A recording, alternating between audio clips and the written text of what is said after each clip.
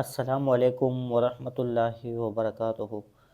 دوستانو، امید لرو چې تاسو به ټول روغ جوړ او خوشحاله او ښاده او آباده به د نبی علیه الصلاۃ والسلام حدیث مبارک دی، وی ومن ستر مسلما ستره الله فی الدنیا والآخره.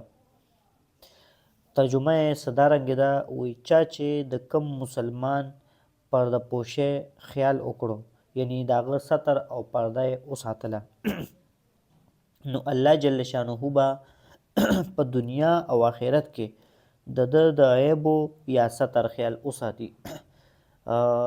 مطلب دا چې په دنیا کې په چا باندې ته پرده واچوه، نو الله تعالی به په تا باندې نه صرف په دنیا کې بلکې په آخرت کې به هم په تا باندې پرده واچوي.